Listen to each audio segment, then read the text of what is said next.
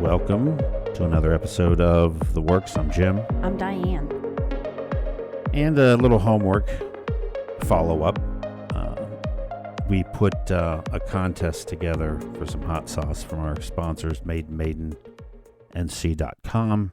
a couple of episodes back. Maybe it was a little too hard, so I think we made it easier. A lot easier. So here are the 8 songs. If you please, name the songs, the artist, drop us an email. You'll see all that in the description. And your choice of any product on the MadeNC.com website. And see, I hit that, and it just, let me try that again. I thought it was going to be cool and cue that right. But so again, here is the montage.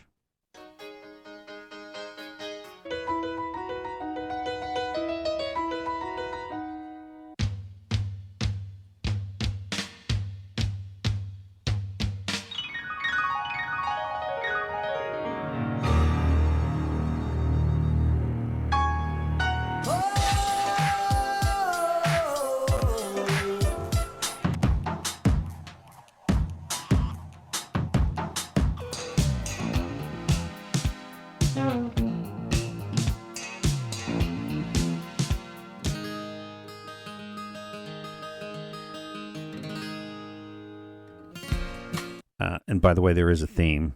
There's a theme amongst all of those songs, and that I don't know if that I don't want to give the theme away or the hint, but all of them have something in common. Let's put it that way. And that middle one, as I was listening to the longer version, almost sounds like some classical Liberace thing or majig. Yeah.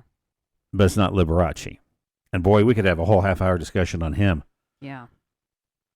Well, that's a whole other time. But so that was the music mix-up, mash-up that if drop us And I'm a glad note. it was an audio, because if it was a video, you would see me chair dancing, and nobody wants to see that.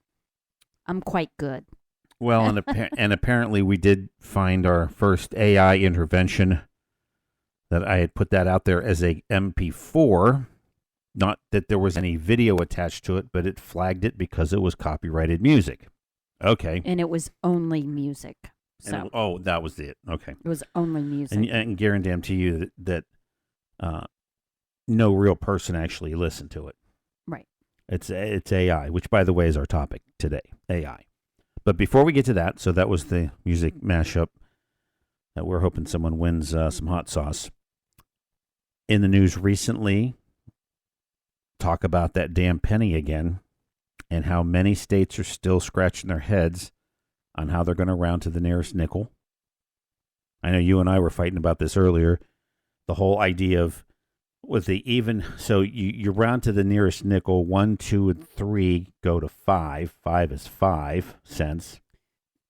2 and 3, no, 1 and 2 round down to 0.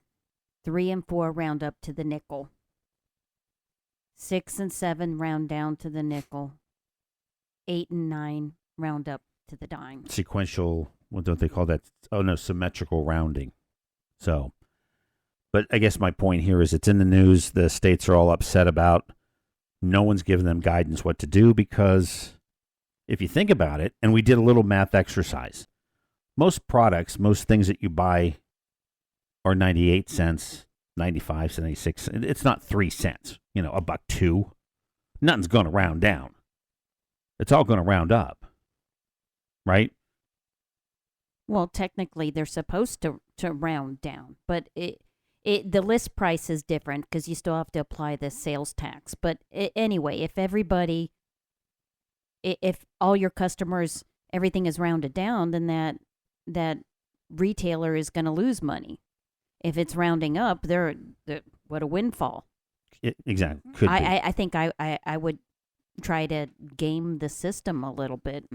Well, and in response, the government in its infinite wisdom decided that, you know what, we're going to have to make more nickels. And remember, I pointed out a couple of episodes that they're ago more expensive that they're way more expensive to make than the penny ever was to make. But their answer to that was they're going to use zinc or some metal that's Not cheaper than nickel. well, that would have been the brilliant thing to do with the penny. But now, again, I could see the whole penny thing going. But regardless, that's been in the news. Again, I pat myself on the back, or we do when we hear things that we've brought up and when talked about.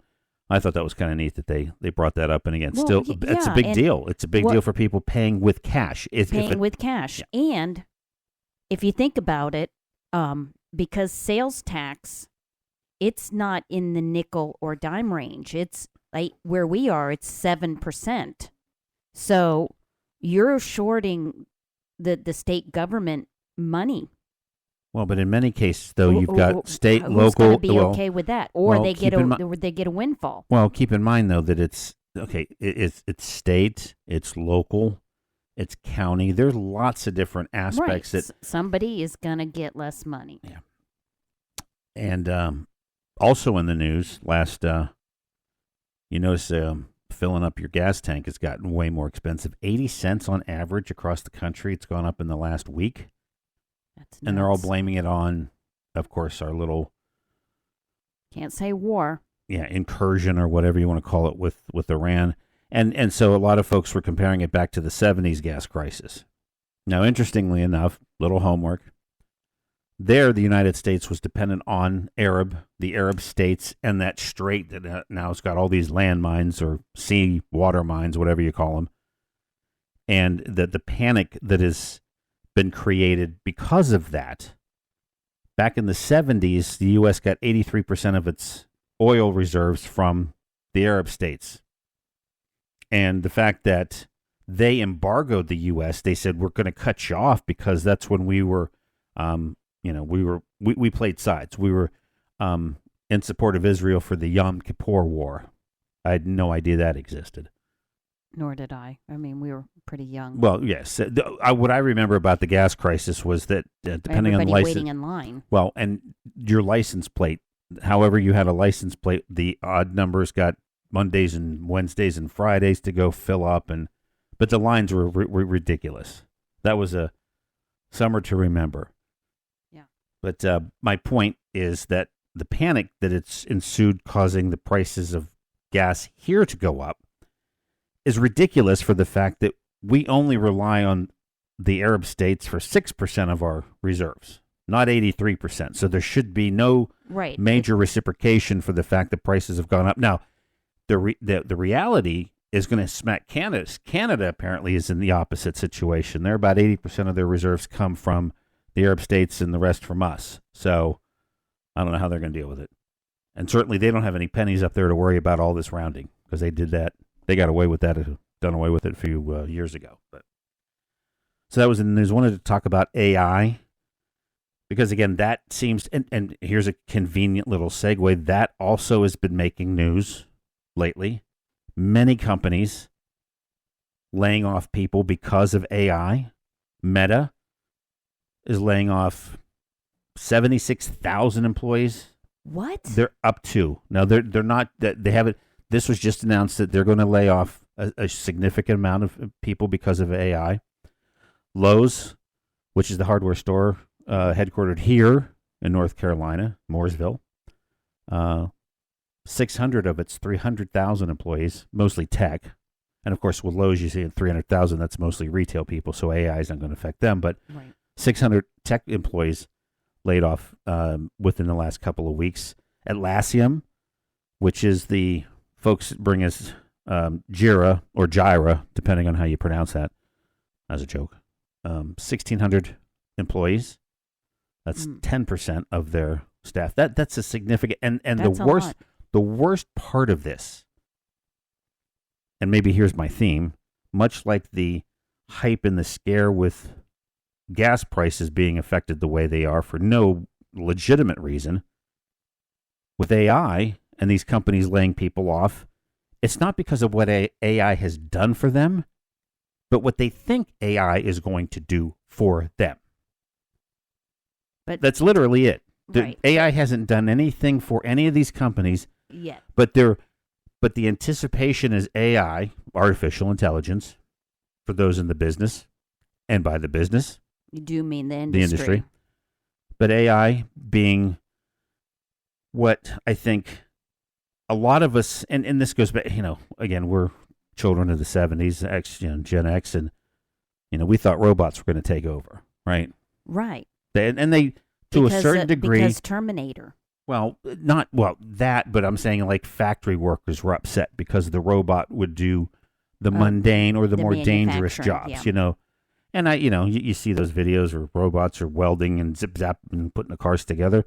But the reality is that the number of people to support the technology that went into the robots, we actually created jobs. So again, Right. we missed that one completely. Somebody has to program these things, and that's a human is programming. So AI being artificial intelligence, what is that? I guess, and that's where, for me, I think, you and I as consumers of it, we get sick and tired of the fact that now our phones, for whatever reason, have decided that we get the AI overview. And believe it or not, as I was doing some research, that was introduced by Google just the middle of last year. And of course, depending on what browser you use on your Android, and I'm sure, and maybe this will be a reason to go to Mac, go to the iPhone, because I don't see any of this on the iPhone. Well, again, I'm not necessarily looking for iPhone crap. I get tired of seeing it, and it's sold on our phones as a feature, just like with the Bixby. I don't need to talk to my phone. I don't want that. I don't. Well, so now you're touching on some of the areas that I had no idea. Well, looking at what artificial intelligence is and what it's supposedly going to bring to the world. And to your, anecdote about mass destruction because the Terminator will take over and they know better than us, right? Mm-hmm. The computers. But it's simply nothing more than they use the term machine learning a lot. It's a set of algorithms, in essence, that makes the simple things that people do, the mundane things, easier or better. But going back to what is AI and how does it affect us, right? What are the things you mentioned? One of the big ones, which is web searching, or in essence, the idea of a virtual assistant, I guess, as you put it, with Bixby, Siri, right? It's doing Alexa. The research for you. Well, what it's doing is and this is so dissect what it's really doing. The virtual assistant portion of AI, artificial intelligence. What's going into these things like Siri, Alexa, Bixby is the ability, one, to listen to a voice, parse that voice, that language, interpret that as a question, or as they did on South Park when they all discovered that they could get Alexa to put things on their grocery list, like hairy balls and big hairy balls. Yeah. Alexa, please put big hairy balls on my shopping list. And then one of the first... not BRBs. That's Big Right Back. The Airbnbs. Jesus, I don't know my algorithms. I don't know my three-letter acronyms, TLAs. But we actually had a Alexa in our place we rented on the beach, and we discovered that we could. It's literally listening all the time. Yeah. And so, unfortunately, we did those funny things on it and left it so that the people that own the damn place. Yeah. Will never let us back in again, but that's a whole other story. But so artificial intelligence, it's the ability to, and if you think about it, it is amazing that it could parse language, many languages, many dialects, accents, and respond to that. Now, is that a good thing or is that a bad thing? I know we have an issue with the notion that it's listening all the time. But as they say, it's only listening for a command. Well, right? How does it know that it's getting a command unless it's listening? Well, with Alexa, it's, Alexa. It's listening for you to say Alexa. Sure. So, yeah. So, again, let's. Okay, back to AI, let's dissect. And again, it's a fair rant. It's part of this transformation that we're all going through. And like I said, if it's affecting those that work, because AI is potentially a better worker, I want to understand more about all the things that in our world really have changed with artificial intelligence. So the assistant is one thing. I personally, like you, I've disabled Bixby. I don't really give a crap about any of the other ones. I'm not interested in saying, Alexa, turn on my lights. Now, I love my apps. Don't get me wrong. Yeah. But I don't, for me to voice or the energy to, Alexa, turn on my lights, please. Or well, you actually have to specify what room, right? Yeah, I don't know. Anyway, so yeah, we're not a big fan of that particular set of AI technology. But what about the one that I think we all use and we don't think twice about it anymore, which is web search? That's truly artificial intelligence at its best. Yeah. We've been doing that for years.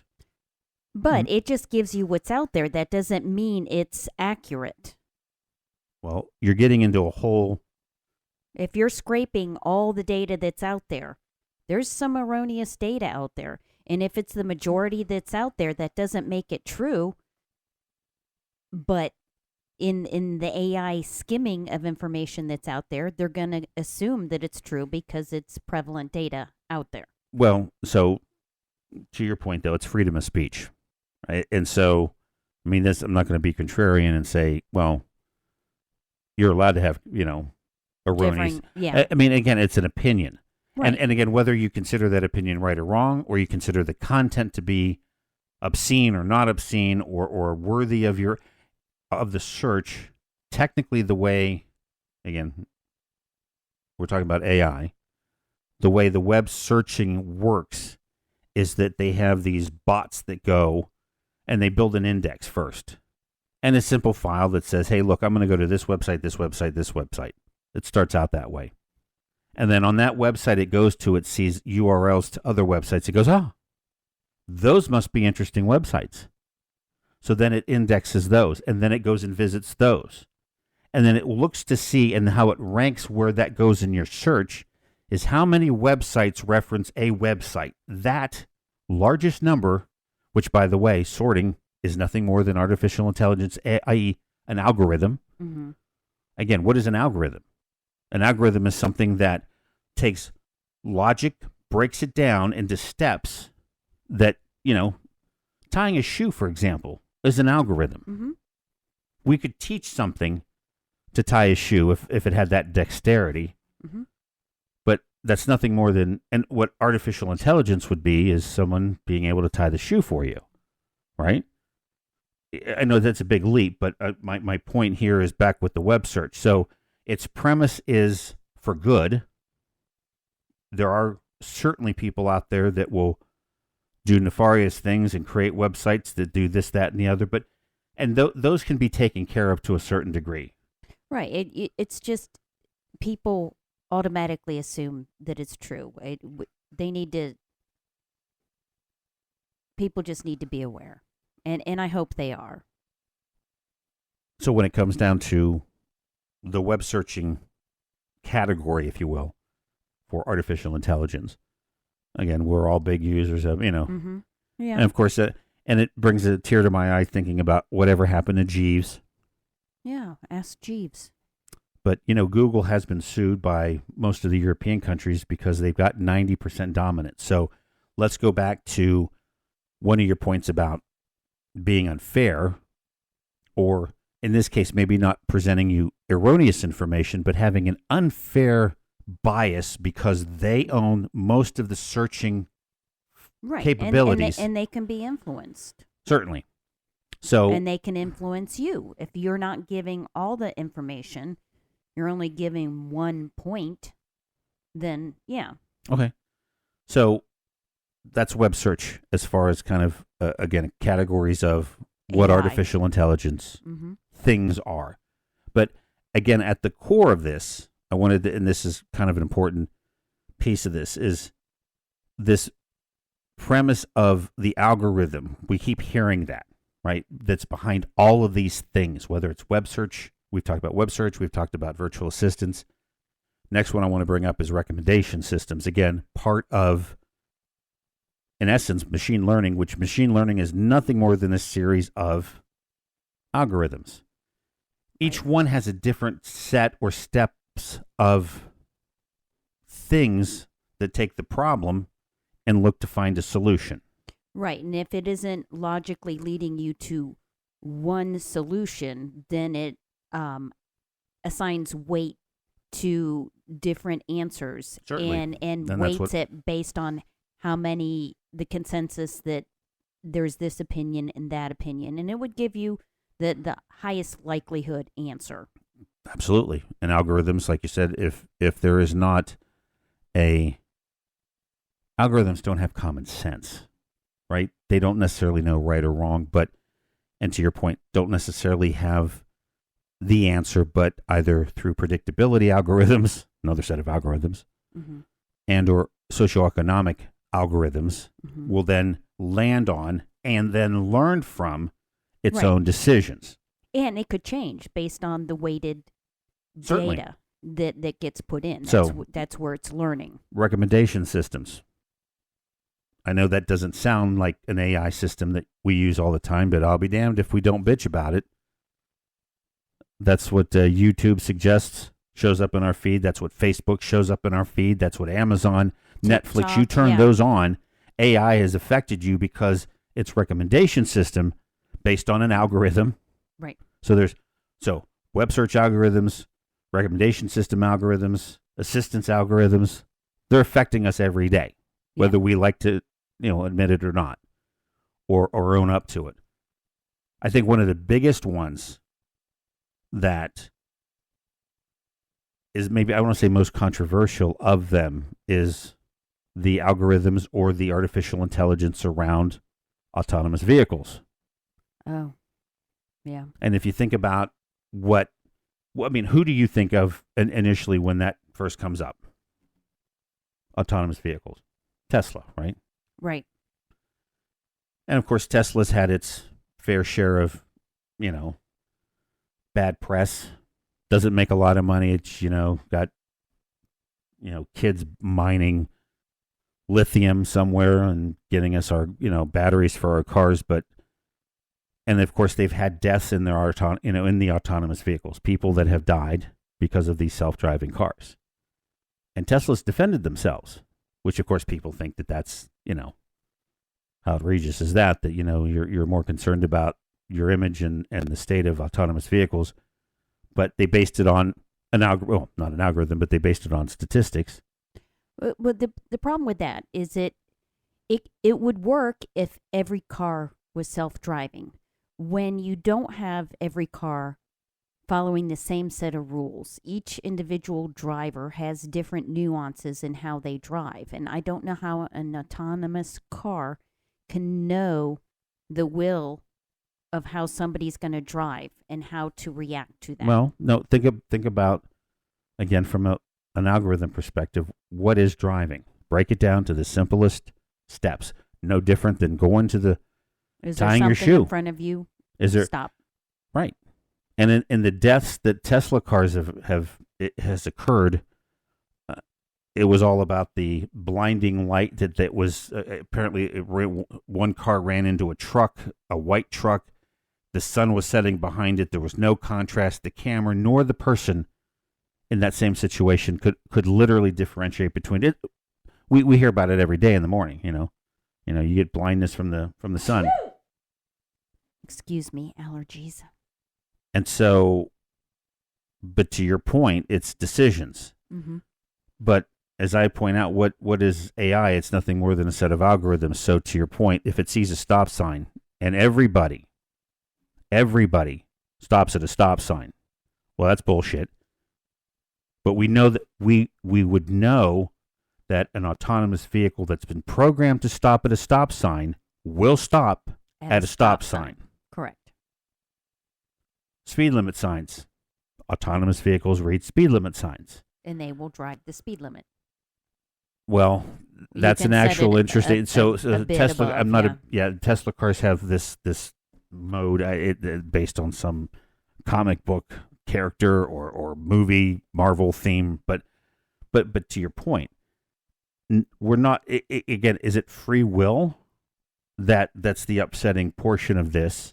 In this case, with autonomous driving, I think certainly there's a lot of things that could benefit all of us. Your example of all cars having some level of autonomy, I think one of the things that we actually had it in the 70s. A level of autonomy is cruise control. Right. If you think about it. Right.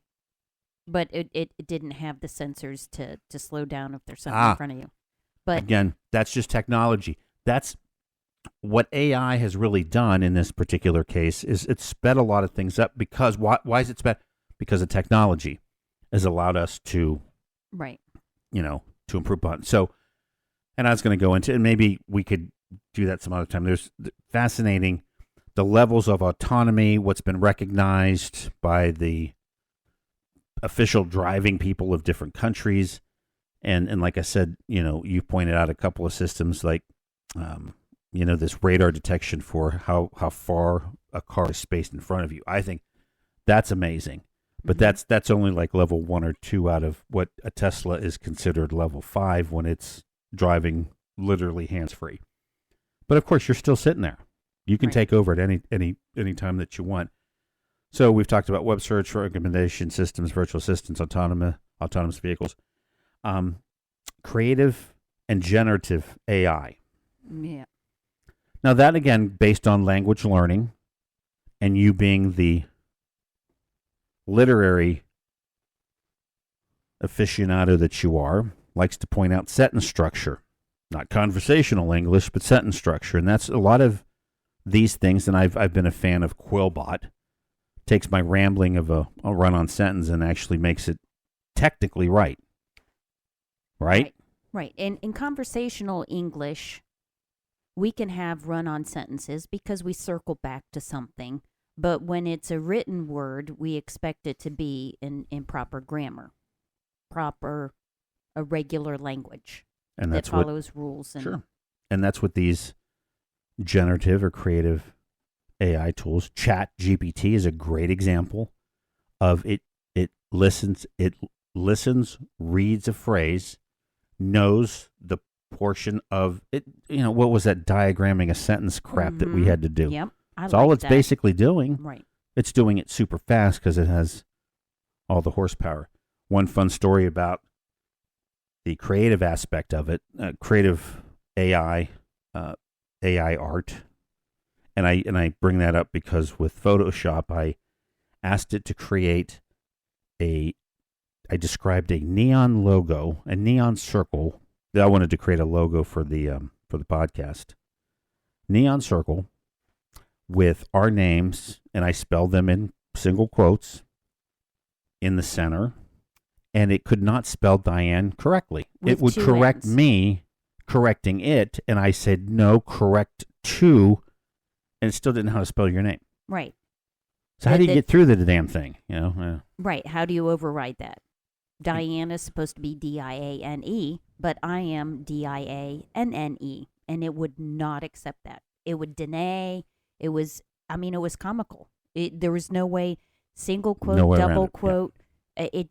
It would not accept your name. Yeah. No matter what we even typed. Well, again, you're not. Right. I'm not It's talking like- to the damn computer, but right. And the font, was it? No, it just no way around no. it. But the art that it came up with was It was- exactly. It was absolutely gorgeous. Right. It does things that I don't know how to do in Photoshop, like the shadowing. I mean, I can do it, but it'll take me forever. So Creatively, there are some things that are great when you want a design. I want a picture that has these elements to it and show me different styles. That's cool. right, but even from a language generation perspective or language learning, oh my God, spell check. We've relied on that for years. Yeah. And that's nothing more than a simple query that looks at basically, most words are under 7 letters, and it does. Yeah, I won't go into that, and then the last one is reasoning and problem solving. Another set of AI things that, believe it or not, I know that we don't necessarily think that we interact with it. And those are more, and I'll use the example of game theory.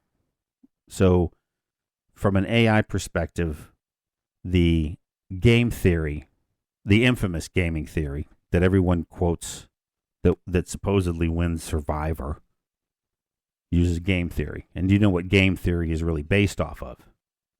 Game theory is based off of the theory of prisoner dilemma, or what we see, and I tried to make this as simple. There's actually another, they renamed it to the Monty Hall dilemma. Monty Hall from Let's Make a Deal, which is not Monty Hall now, it's Wayne Brady. But the idea of, and this is clever, probably should put a picture of it up, but much like with game theory, the Monty Hall theory expands on it just a bit, where you have three boxes to pick from. Or like on Survivor, Jeff Probst asks you this, or this, three things. And you pick one. I want what's under that thing to eat. And then Jeff shows you the two others. Knowing, in your mind, you think, I must have the good one. So it's 50-50. If he shows you the two others, and they're both not the thing that you want, in your mind, you're thinking, it's a 50-50 shot, I got the good thing. Statistically, you're supposed to switch, because it's actually 70-30 that the one that you haven't picked. And I can show you that there's, but it goes back to prisoner dilemma as well as that theory. And the prisoner dilemma theory is like in Law and Order, when you have dun dun dun. When you have two perps sitting in a room, separated so they don't have their stories straight, and perp one is talking to the cop and goes over, and the cop talks to perp two, and before they got into these rooms, both of the bad guys or girls decided that they're going to stick together. Now, this is where the Survivor thing comes into play. So the detective threatens both of them with jail time. I know you did this. I can't prove it yet, but I know you did it. And both of them are not going to rat out the other. But guess what?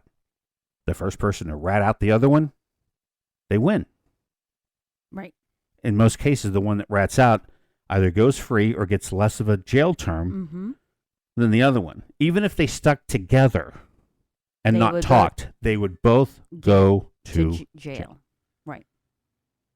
So in that case, the basic game theory premise in Survivor is defection always results in a better payoff than cooperation.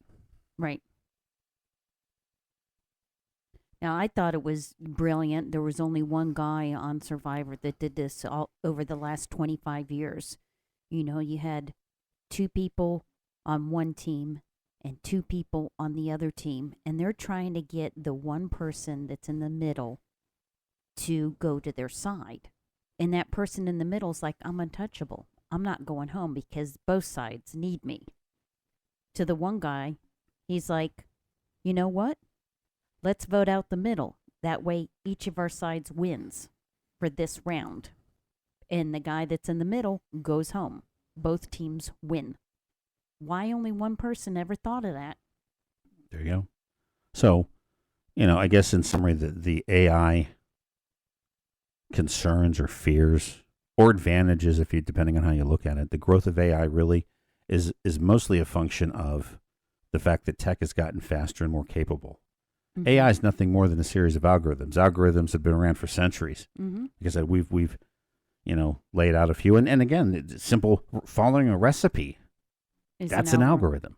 So if people are losing their jobs because AI could potentially do their job, then won't there be more jobs in people that are creating the algorithms in AI? Isn't it just a shift of people into different?